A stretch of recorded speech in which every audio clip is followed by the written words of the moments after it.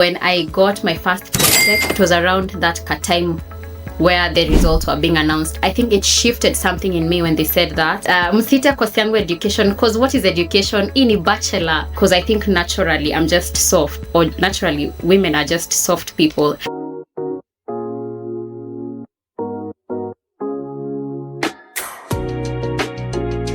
The Teacher Lounge Podcast. All right. Hi guys, I feel like at this point I should say Happy New Year. So Happy New Year, you guys. It's been a minute. So a lot has been happening, and that's why you've not been seeing me or the Teachers Lounge podcast in move or in motion, and we will just talk about it. So I think one of the biggest factor that maybe gave me, it was like a pushback or something close to that, was when I got ready to be on set and then my guest didn't show up. And that is what has inspired this episode, because it felt like that day I should have probably just introduced myself and let you guys get to know who I am. So that's what we are going to do today. We are going to do a meet and greet, and you will know who this host is and her background story, just a little bit of catching up. So please buckle up, because I will be responding to a few questions, and by the end of this episode you will have at least known who Miss Mercy is, or who this host of the Teachers Lounge podcast is, and just a few things about myself. All right, so let's get started. Did I say Happy New Year? Happy New Year. All right, the first question: if we went back to your childhood home, would we find you teaching your dolls or your siblings? What was your first ever student? All right, please forgive me if I am stuttering. That's because I'm really excited and I can't believe this is actually happening. All right, so I think my teaching goes way back when I was a child, and ever since I was young, ever since I learned how to talk, I started teaching. At least that's what my mom would say. I wish she was here, I hope to get her on this podcast someday. But that's how my parents knew that I would be a teacher, or there's something. That's how they identified there was something in there. All right. Okay. Next question. Was there ever a time after high school where you said, I will be anything except a teacher, or was it always the plan? All right. Now, for me, I think it was always the plan. When I was in primary school. When I went to high school, a bit of peer pressure here and there, so I changed from a teacher to a lawyer. I think that's what I used to say, I want to be a lawyer. And that was mostly because my mom was a teacher, so it felt like being a teacher would also be a repetition. So I wanted to look like a cooler teacher. Yeah, I think at some point I also wanted to be like a lecturer or something like that, because I really wanted to teach. Used to teach all my life, so I wanted to be a teacher. But what is higher than a teacher, or what felt higher than a teacher? I think it was a lecturer. So at that point I used to say I want to be a lecturer. And also I think because of the culture I saw in high school, I had very nice teachers in primary school. When I got to high school, I had mean teachers. I don't know why. If you're my high school teacher and you come across this video, little Tessa, especially my math teacher, I can't even believe I was sent out of class during my Form 4 year because I never used to score in math. I would get E's in math, but then I used to be really good in Swahili. So I think my teacher felt like I was not putting in the effort that I was supposed to. So she chased me out of class. I will never forget, in my Form 4 year, that's the last year when you're a candidate, chased me out of class and told me to put in the work like I do in Kiswahili. I usually understood differentiated learning. Like I'm just good with Swahili. I'm just good at Swahili and not good at math. I think it upset her. But yeah, I used to want to be a lecturer, lawyer, thereabout, but I never really left being a teacher or just yapping. All right. Third question. What was your signature look when you think of those campus days? What is the first memory that makes you laugh? Interesting. Did I have a signature look? I really don't think I did. I think in high school was when campus. The question was campus. Yeah, I think in campus is when I tried to find myself. Trying to look cool, trying to be cool, trying to be with the cool people, something like that. And I was in Moi University, by the way. And in Moi, not the main campus, the Kisumu campus. So it was a very small populated campus. So we used to have this close-knit relationship amongst everyone. it's like you don't almost know who the cool people are. So I really used to try to like hang out with the cool people.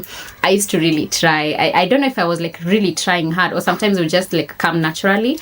Other things we bonded over was like your high school, where you schooled, and how you speak, how you dress. So I really didn't have like a signature look. I think I was just trying to fit in, trying to be cool, and I think that's what everybody does when they're in campus. Now, it mentioned something about one memory that makes you laugh. Now, me being in education, education is that course. I actually recently saw this person on TikTok saying, msite course yangu education, because what is education? Ini bachelor at teaching. Msite teaching. What is teaching? Ini bachelors of education.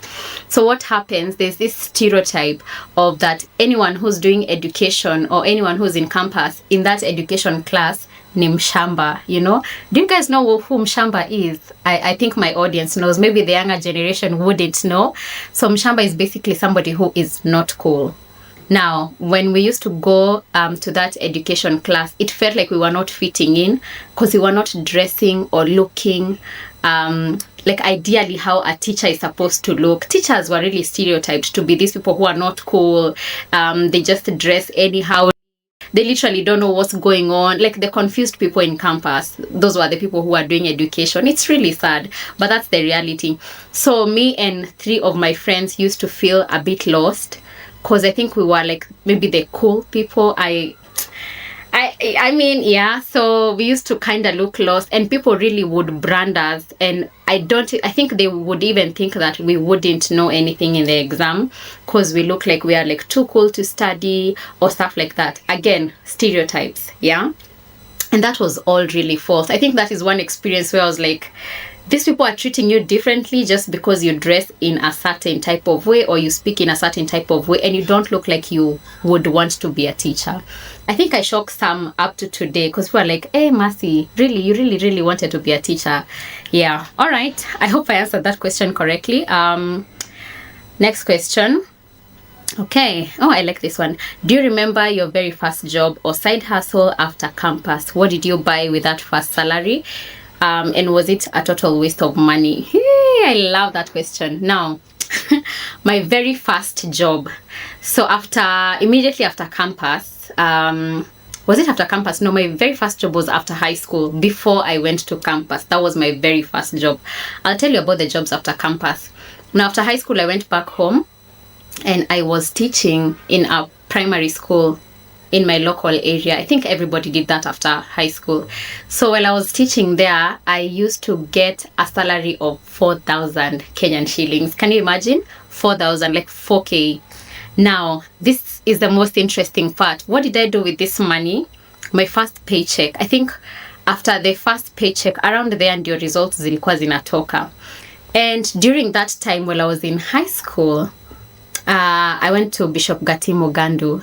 And while I was there, the competition was really stiff. So I never used to be like the top 10 or even top 50. So I was not really like a top performer. My high school mates would agree, and they would even, please just comment down below if you were one of my high school people. And so I think at most nilikuwa nashinda probably like 100 people because the population used to be around 300 if I'm not wrong, or 280 thereabout. So my dad was really worried because I think all my primary life I was like top 5.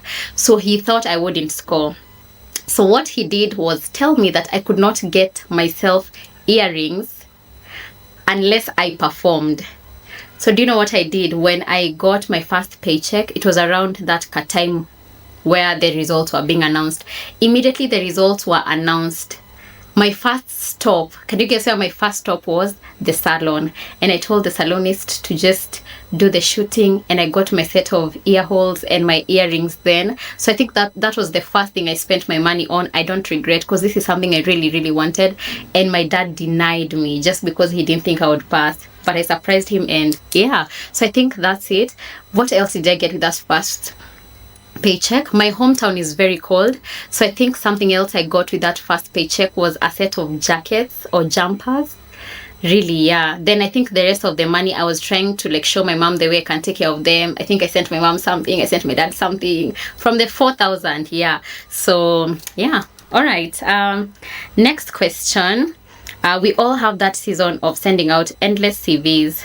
What was your most awkward or disaster interview experience before you landed your feet? Okay, now this is very interesting. I think let me first tell you guys about the hustle after high school. Most of it, I didn't really have like an interview moment after high school. After campus, that is the high school one, I've already told you I was teaching. Now when I went to campus, after my teaching practice moment, because it was after the 4th year, they absorbed me and I was teaching there. So I think during that time, the only awkward moment I had was when they didn't want me anymore and they didn't want to tell me. So I would get very cold, silent treatment in the staff room. Like I would ingia in the staff room and I would feel like this, animosity around. The environment is just weird. The atmosphere is just crazy. You're not wanted. Nobody's telling you anything. So I just show up. Nobody gives me a class to teach. Remember, they had just absorbed me to just, hang around. And so I just really thought about it, talked to my mom who was a teacher, and she told me, you know what, if you're not wanted, you just get a job elsewhere. And I didn't really struggle because I had a friend in campus and in their school, which was neighboring. I was in Nakuru, that's where I did my teaching practice. They called me to go and teach there. So I never really had an interview moment during my starting days. However, now after teaching in Nakuru for a while, COVID came. That was in 2020. And this is where the journey gets interesting. Now, after COVID, it was a private institution. They laid us off. So when they laid us off, what do? You leave, you go find greener pastures and find other things to do. So I went home. And when I was there, I used to bake cakes. And when I was baking cakes, now that it was COVID, my parents were very skeptical about the door-to-door because I would bake cakes in my home and then I would go door-to-door and I would cut small slices. If I get that video, we will attach it here and then you guys will see. So I used to cut very small slices of cake and we would sell to people door-to-door. I think we used to go with my brother sometimes. And people would buy, I think for 10 bob. I remember, I think at the end of the week, at the end of the day, I would make sales of around 600 bob, thereabout, yeah? It wasn't bad for a start. It wasn't bad at all. So at some point, my dad was like, you know what? It's COVID. It's very unsafe that you're going to people's houses. You never know what you might collect there. So you know what? The best thing you do is stay at home. The staying at home was not a good idea because now, remember, I have been out of campus, I have started working, so I have started tasting money and some independence. So this is the point where you feel like you're a lady, and we really started getting at loggerheads with my mom.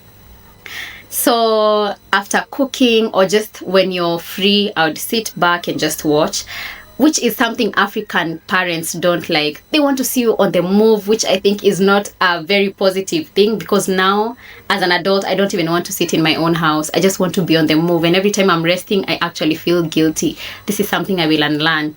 Anyway, so now because of that, and I couldn't always be on the move, my mom didn't want to see me sit back and watch. We started, having conflicts here and there. And I remember this time she found me watching something and there was an inappropriate scene. I promise you, I was not that type of person. But on this day, that methali they say, siku ya nyani kukufa miti yote huteleza. On this day, I don't know how that scene ended up there. And my mom was really upset. So we had this silent treatment for a while and I knew I don't want to be in this environment. She called my dad, we had a talk. And I tried to, I don't know if it's being the bigger person because at that time nilikuwa tu kiburi ilikuwa huku. I felt like nobody can tell me anything, so I just tried to be humble. But I remember telling my sister, I can't be here. That's my elder sister. So yeah, my elder sister told me, you know what, by the way kuna job huku Tao is Nairobi. How do you feel about it? And I said, yeah, I will come. And she told me the nature of the job was selling uji. You guys know uji power. Yeah, I actually do have receipts. Nitawekea receipts, you'll see. So yeah, I said, you know what, whatever it is, I just need to be out of this environment. So my sister called me and I went. We used to stay in Kariobangi South. That was my auntie's place. Later we moved to Githurai. So yeah, if you're around Nairobi, you know those places. Yeah, so during those days, those were like my actual proper hustling days. So I would wake up in the morning, I would go to CBD, that's the Central Business District or something. I don't know what the full name is. I'm just trying to act like I do. So yeah, so we would go there, would prep the uji power. So we'd blend those things, the njugu, the mihogo. You guys. And then guess what? I would have to package them. I will attach, I promise you I will attach this one. I would package them in small tins, like tumbler, the clear tumblers. Package them nicely, have their straws, and then move from one bus station to the other, or like a stage, something like that. So I would actually move, and I would bring a report at the end of the day. Umeuza wapi? Where were you? Where did you sell? Who bought? How much did you bring? And I remember, I think we used to make around 2,000 per day. I think on a good day would even go to 4,000.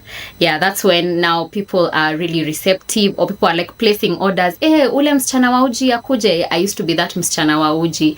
It went on for a while, and I think I was enjoying like the money. The only part I was not enjoying was getting bullied by men, because I mean, I don't want to say men are men, or men will always be men, but there was that part that was not really nice. You just have to learn how to be like hard-headed, which is something I really, really struggled with, because I think naturally I'm just soft, or naturally women are just soft people.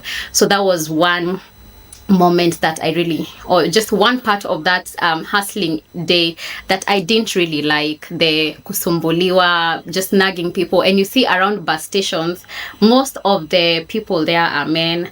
They will ask for sijui nini. Yeah, you get it. But yeah, so I was delivered from that season by a friend of mine who was in high school. We met while I was selling uji, and I went to this office, and I think I was delivering one cup to one of the clients. And then she saw me, she was really shocked. She was like, Mercy, what are you doing here? And I told her, this is what I do, I sell uji. Oh my goodness, she was so broken. Like I could see it on her face. She was all like, you cannot be here. So she just quickly figured something and called me. She just told me in the evening, please come with your papers. Went with my papers, they took me in. It was a recruitment agency. And yeah, that's how I got now my other hustling job. So basically we used to recruit people to take them to Gulf countries for jobs. And then yeah, after a while I was like, you know what, this is not serving me anymore. And also we started having delays, payment delays and stuff like that. I also, on the other hand, really, really started missing teaching. So I met a friend then who later just somehow encouraged me to go back to teaching. And that's how I applied for my internship. And that's how I ended up now moving from the other hustling jobs to teaching. That's how I found my way back to teaching. Yeah, sips water. Please sip yours too, because that was quite a story. All right, next question. We all have the season of sending out endless CVs. What was your most awkward experience? Now, I think when I was trying to transition from the hustling era to now being a corporate girly, and this is something I want you to take very good note of. I stood up and I went to a school to look for a job. This was an international school. So I went there to look for a job. And when I got at the gate, I don't want to mention the school because these are school policies and that's how it is. So if you're out there and you're trying to find a job in an international school and this is something that you have done or are thinking of doing, I wouldn't actually advise. I don't know if it has worked for anyone. If it has worked for you, please comment down below so that I do not discourage any potential, job that could be coming.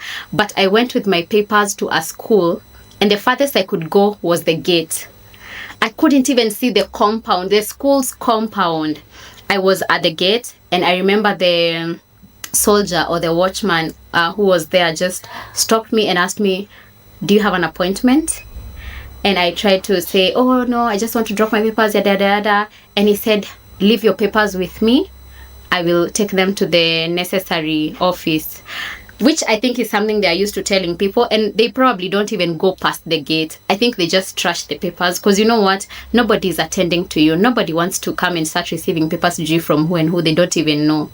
So I think the right channel is to just apply online. If this has worked for you, the door-to-door, moving school to school, please comment down below so that I don't encourage maybe somebody who is trying that and that could work. But I remember I was wearing very uncomfortable shoes, and I remember nikikanyanga tu hivi kwa nini the ground zilikuwa zinaacha tu shimo. I don't know if I'll find that picture. This is such a sweet story because when I look back, I'm like, oh my goodness. So I remember looking back at those two shimos. This story sounds like zile za ati tulianza business sijui ya hoteli with 1 cup of beans. That's how it sounds, but I promise you it's true. So I remember looking at those 2 steps I had left utoto shimo, and I told myself, you know what, we will get into these international spaces and we will thrive. I will not forget that. I think that was one aha moment for me, a very light bulb core memory that I will not forget. Okay. Now, walking into an international school, I love that the questions are really progressing well. Walking into an international school for the first time can feel like entering a different country. Okay, let me read that part again. Walking into an international school for the first time can feel like entering a different country. What was one thing that made you think, wait, we do things differently here?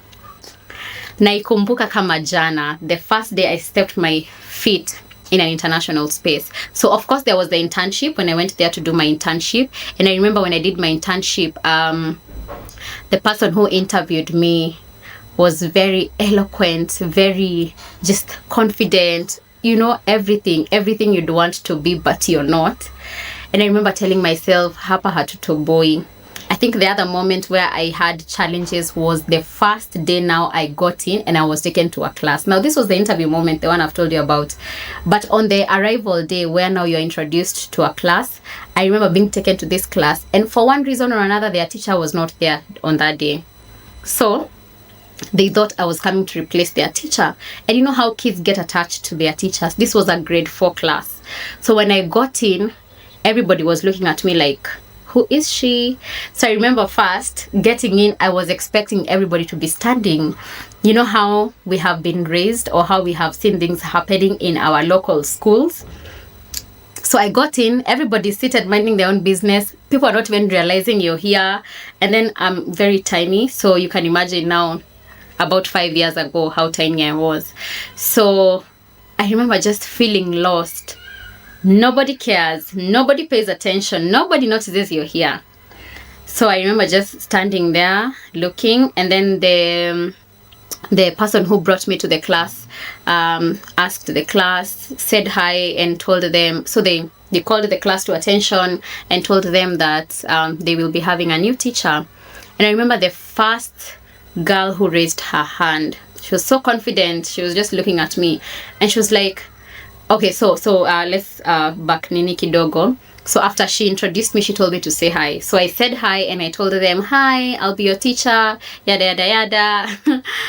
And I saw hands go up. I'm like, did I say something wrong? So picked the first girl. She was like, so does it mean that you're going to be our teacher now and our teacher is no longer here with us, or what's the plan? Excuse me, what do you mean what's the plan? I remember being so shocked, like, what? Who do you think you are to speak to me like that? And then I remember just, calm down. So I just told her, your teacher is still your teacher, I'll be helping your teacher. That was my first moment of, are we going to survive this? Then again, their teacher is not here, so I'm being oriented the hard way. So now I have to serve them. So we go for our snack break. On this day, again, I will never forget. You know, for the first times you don't forget. Sorry about my earring. I don't know why it keeps on falling. Now, on this day, so when I'm serving them the cupcakes, I remember this girl saying, I'm allergic to cupcakes. Hey, I'm like, wait a minute, huku ni wapi? Sijui another one is lactose intolerant. These are things I was not used to. So I remember just being like, huku ni wapi? Hey! Now then, I think the other thing, on the same day, it was just a series of things. And I think later, I don't know if later I told my sister, hey, huko ni kunoma. Because now, later when we were like, during break time, thereabout, they were just storytelling, saying, Siji, you know my iPhone what? And I remember I had my Ka Infinix, broken phone. I don't know if kuna bado tuko na Infinix bado, but Infinix is a type of phone, and it was very broken. The screen was cracked, and I remember hiding it, and they were asking me, so which phone are you using? And I just said, I can't use my phone while I'm here. So that was just a moment that made me feel, or just question, are we going to survive here? The international space for you. By the way, comment yours down below. I know everyone had a welcoming moment in an international space. So yeah. All right. The imposter syndrome moment. Was there ever a day in the early days of international teaching where you felt like a fake, and how did you shake that off to become the leader you are now? Oh, okay. Imposter syndrome, I think it's very common, and it's very good to be aware when it's happening so that you're able to just, stop it and work towards affirming yourself, reaffirming yourself so that you can move forward. I think at those time, or during that moment, now the imposter syndrome was mostly teaching. And let me tell you one thing that was, I think, the prime culture shock is that while you're teaching, other teachers come to your class. Or you will teach and someone else is seated doing their work or doing their business, and they're an adult, and you have to teach and continue while they are there. So you have to be comfortable. So one, you really have to know your staff. Two, you really have to be confident. You have to master classroom management. Unajua sasa, I think in my previous schools, we were used to, you're alone in the room, you're the adult in the room, all the kids are just, adoring you and respecting you. But here, I think that was one thing that was really shocking for me. It gave me so much of, do I really got this? Can I really do it? Because there's a whole adult looking at you, listening to how you're teaching, but it's all for the good. They're all trying to nurture you and support you. Now, a good imposter syndrome moment was this time we were supposed to go and teach. So me and the teacher who was, the teacher who owned the classroom at that time. So the class teacher of this class and me who was being mentored. So my mentor and me. And we were supposed to go and teach our fellow teachers a math concept. Now, I'm this shy girl who is not even able to stand in front of older kids. Again, these are kids who are very, very outspoken, very confident. They do not shy away from asking you anything or from telling you anything. So remember, that has already destabilized me. And now we have to go and teach adults. The same adults who are teaching these very confident learners. I remember in that moment, I felt like running away. I really felt like I can't do it. And you could even feel it from my voice, the way my voice was shaky. She just gave me a very small part to teach. But even opening my mouth to speak to these adults was such a big deal. I remember my shaky voice. I remember even this teacher being very disappointed in me, as much as she probably didn't say it directly. But I remember her being very disappointed because I was very shaky, just very scared. Oh, I want to go back and hug that girl. So that was one imposter syndrome moment. Okay, if you hadn't pursued education arts, what would you think your alternative universe career would be? Are we looking at Mercy the chef or Mercy the lawyer? Definitely not the chef, maybe baker. As I've told you, I've had an experience of baking, so maybe baking. Also, maybe something about interior design. I really love beautiful spaces, or something around fashion and design. I think I have a good eye. So maybe something around there, something around those areas, or maybe an editor. I love editing videos. I love creating content, something close to that. That's probably where I would end up. Okay. Now, advice to younger Mercy. Ooh, if you could sit down for coffee with the version of yourself who was graduating from Moi, what is the one secret about the future you'd whisper to her?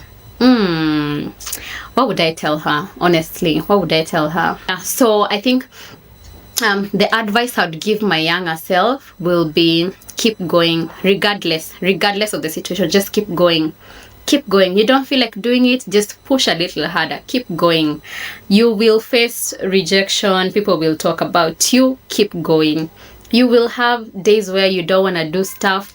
Keep going. Like today was a day I would have cancelled and just said, maybe told my editor not to come, but I just kept going because maybe I felt like we have not been shooting for such a long time. But you know what? Just keep going. So that's, I think, the one piece of advice I'd tell her. Just keep going. Regardless, keep going. Just keep pushing. Are you scared? Keep going. Just do it scared. keep pushing. That's what I'd tell her. Okay. Yeah. So through the tough seasons and the moves, what is the one thought or dream that keeps you going when you felt like giving up?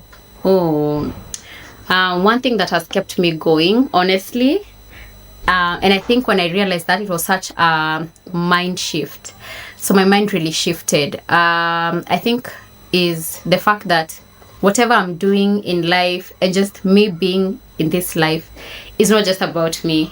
There's a bigger picture. That's the only thing that keeps me going. Like, I am just a steward. Even in this podcast does not belong to Miss Mercy. Miss Mercy is just a steward of this podcast. And that's why I'm shooting again today, because I am a steward of what God has given me. So if I do not steward this podcast the way I'm expected to be, I will be answerable to someone else. That's how I keep going. The kids that I have been enabled to teach, I am not their superhero teacher. I am just a steward. These kids have been entrusted in my hands so that I can nurture them and take care of them. This is how I keep going. My Jifunze Kiswahili channel, by the way, please subscribe if you're not subscribed. I am just a steward. They are just teaching you all Swahili. I'm just a steward of this beautiful baby, this beautiful project. I'm just a steward. I think that is the one thing that makes me just to keep going, realizing that it's not about me.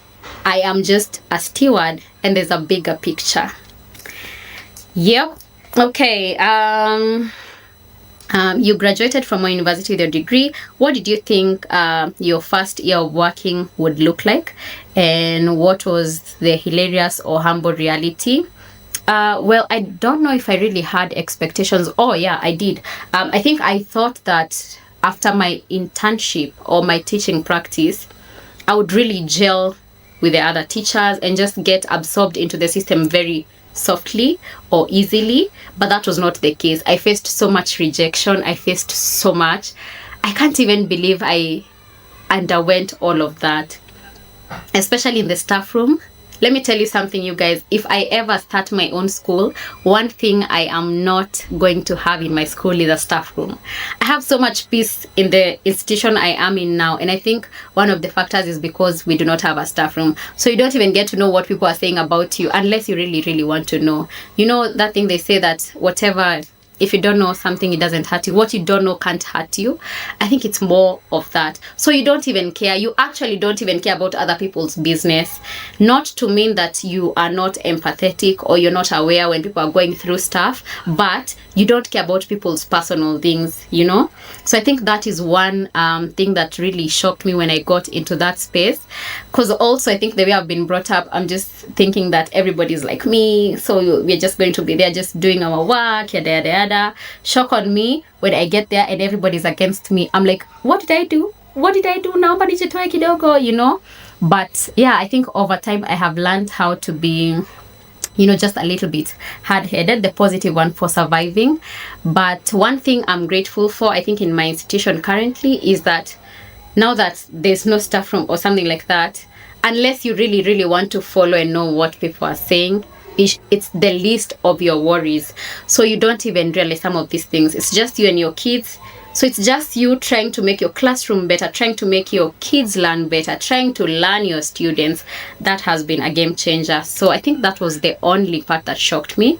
But apart from that, I think the other expectations, life really just had its way of managing me. Yeah. Okay. Did you have any non-teaching side hustles to make ends meet during the tough seasons? Yes, I think I have mentioned that I have sold cakes. I have sold porridge. What else have I done? I have done a lot of things. I have also sold frames. Like wall art frames. So I used to do a lot of DIY and sell. I have also been selling earrings for a while. So I think I've been very much entrepreneur. But yeah. Okay, I think we're almost done. The application, how many no's or silent rejections did you get before you got your first job in an international school? Like I said, Did I even tell you guys how I got into the international space? Yeah, I just applied for an internship. Then after applying for this internship, I came for an interview like a normal job. And then during the internship is when you learn the school's culture. You pick those cool words that I've been talking to you guys about. If you do not follow me on TikTok, that is Miss Mercy, Edu Influencer. Please go follow me there. So there has been these cool terms that I'm talking to you guys about. Those are the things that you learn during your internship, and then you use them so that the people can see, or the kids can relate to you.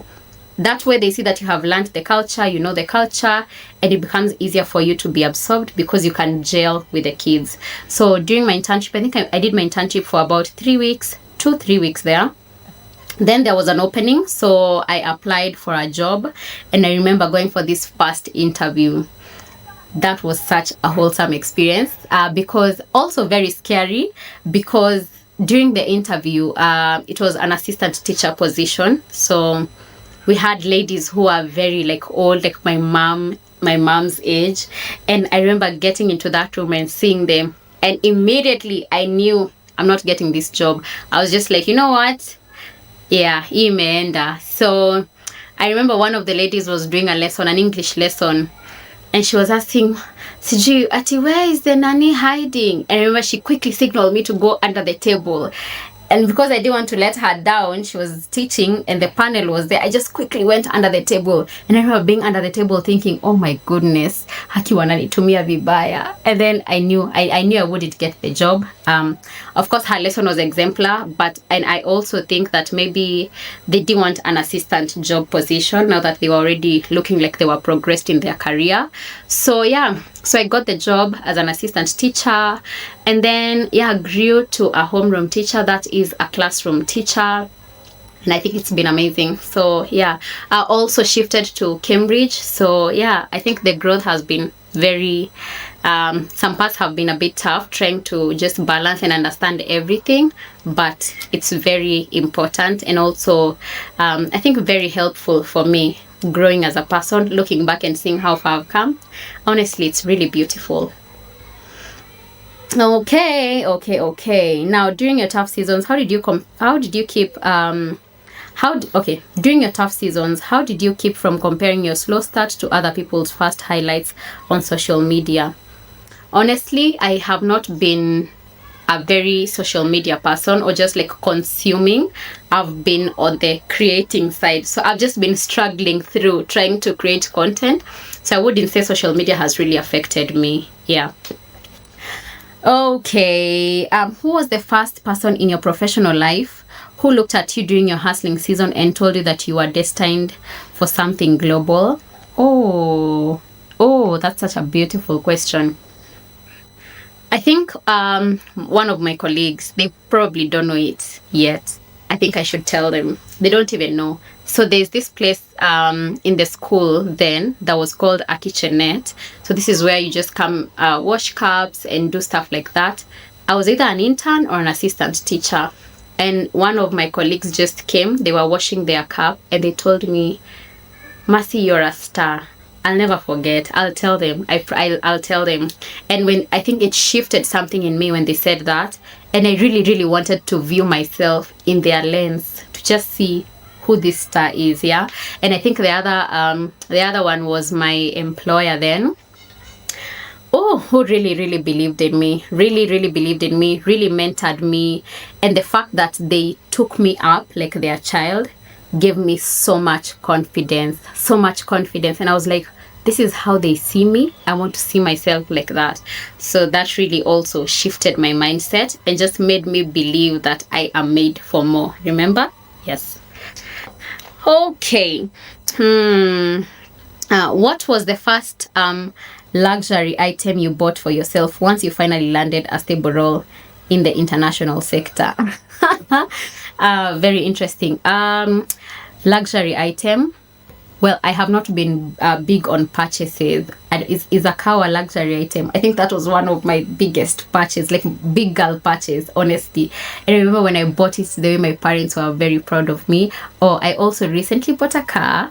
That has also been one of the reasons we've not been shooting, because I used my money and the podcast needs money to keep running. So 1+1, you can add that up and see. But I'm glad that we are finally getting back on our feet and that now we can enjoy season 2. Yeah. So I pray for consistency. So I think those are the only maybe luxury items I've bought. I don't know what else would be such a big girl purchase. I think those are the only ones. Okay. Yes. What was the one phrase you've been telling yourself to keep your head up? Honestly, I think I don't have a phrase, but just knowing that I am only a steward, that is the only thing that has kept my head up. And I think I mentioned just remembering that I am a steward. I have also had very tough and significant moments in my life, which also keep me going. There was once a time I was in ICU for about 1 month and a few weeks. So that was also a moment of self-reflection and really to just think and say, really, God really wants me to be here. So it also makes me keep working and keep on moving, because I'm like, if I didn't die then, what is this small mountain? What is this small mountain? So I think basically that. Maybe we can talk more. I think one time when my mom is around, we will have her on set and then we will speak about my ICU experience or my near-death experience, because it's such a shaking and just a very shocking moment for me. I don't even believe that I'm the one who was on that bed for such a long time. God really is a miracle worker. I also don't remember the details so much because I was in a coma. So I think when my mom is on set someday, we will talk about it so that we can also have a refresher and just continue being grateful for life and being able to do the things that we are doing. So I feel so great. This has been season 2, episode 1. And again, Happy New Year. I'm honestly really, really grateful that we were able to do this. It felt very, like something I have missed doing. So it feels like a part of me is complete. Again, I'm only a steward and I pray that I may continue with the same consistency. Of course, only if you support me. Please share this video with a fellow teacher who might need encouragement. Any story that you can relate to, please let me know. If there's a part of my story that you relate to, please comment down below. Like always, I wish you everything you wish for yourself that causes no harm to others. I will see you in the next episode. If you know a teacher, you like a teacher, and you'd want to invite them or you'd want to see them on this other side of the camera, please let me know so that we can have them on set and we can discuss some teacher stuff, some cool stuff. And one more thing before I leave, we have recently started a Jifunze Kiswahili suit. So this is a Kiswahili community for Kiswahili educators, so that we can come together and benchmark ideas. We can borrow lesson plans from each other. We can borrow resources and just have a common standard that we teach Kiswahili in our country. I'm really grateful again that I am able to be a steward of all these things. Thank you so much for watching, and please make sure you're subscribed to all of our social media platforms. They are a couple. So we have Jifunze Kiswahili across all social media platforms. And by all social media platforms, I mean Instagram, Facebook, TikTok, where else? Yeah, I think those 3. And YouTube, of course. Please make sure you're subscribed. Then we also have Miss Mercy Beyond ABCs. Miss Mercy Beyond ABCs is also on TikTok, Instagram, Facebook, and YouTube. Please make sure you're subscribed to these channels, and I will see you next time. Please make sure you're a part of this community. Bye. The Teacher Lounge Podcast.